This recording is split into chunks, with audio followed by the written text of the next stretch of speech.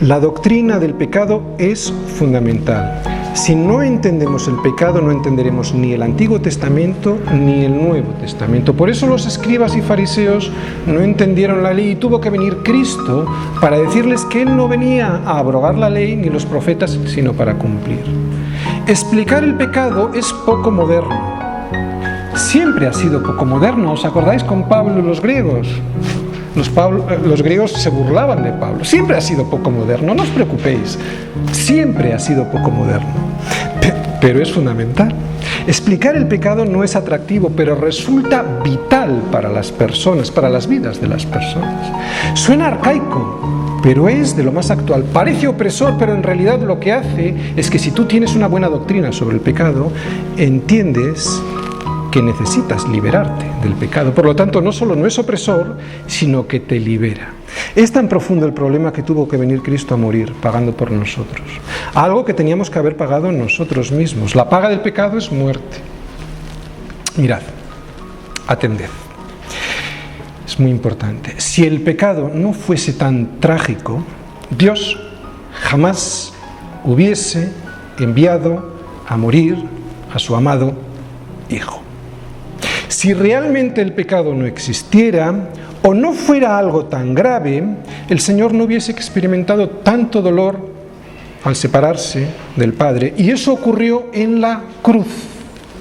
La cruz solo se explica por el pecado.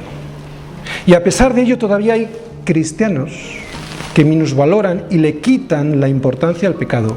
Unos para poder seguir teniendo los bancos llenos en las iglesias, hay cosas que no se pueden decir, te dicen, ¿verdad? Y otros para poder seguir haciendo lo que les da la gana sin sentir remordimiento. Pues mira, si se marchan de la iglesia, que se marchen. Pero es una cuestión de vida o muerte. En realidad fue una cuestión de vida o muerte para Jesús. Así lo fue para el Señor. ¿Crees que sin el profundo y desastroso significado que tiene el pecado para el Padre, hubiese permitido esa solución que era mandar a morir a su Hijo en una cruz? Y si Dios considera tan grave el pecado, ¿quién soy yo? ¿Quién eres tú para quitarle importancia? La ley fue dada para que entendiésemos ese profundo significado. Si hubiese sido dada para que cumpliéndola nos justificásemos, Jesús no hubiese venido en carne, no hubiera habido la encarnación y tampoco hubiera muerto en mi lugar. Hubiera sido suficiente que el Padre enviase a otro profeta para recordarnos la ley.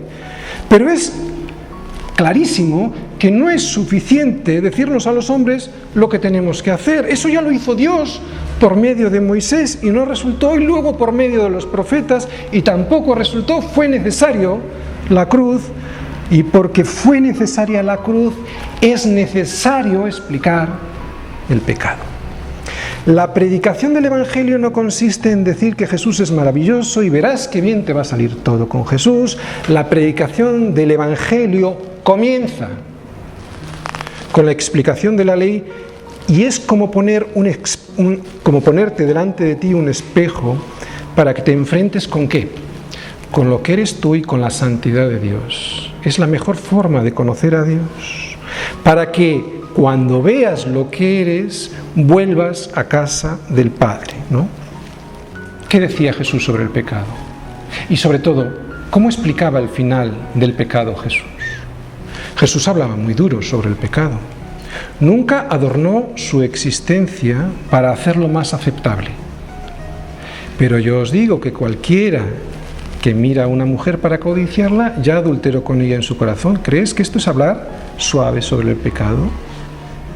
Tampoco nunca escondió Jesús sus estragos, o sea, lo que iba a ocurrir si seguíamos en esa conducción. Nunca ocultó el final. De hecho, Jesús habló mucho más sobre el infierno que sobre el cielo.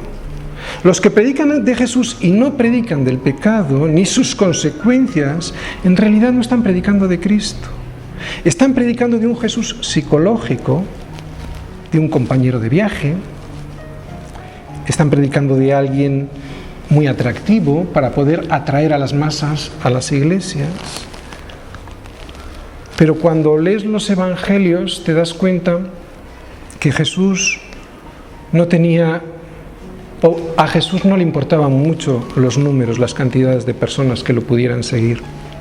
Porque Jesús no sacrificaba la verdad por la cantidad.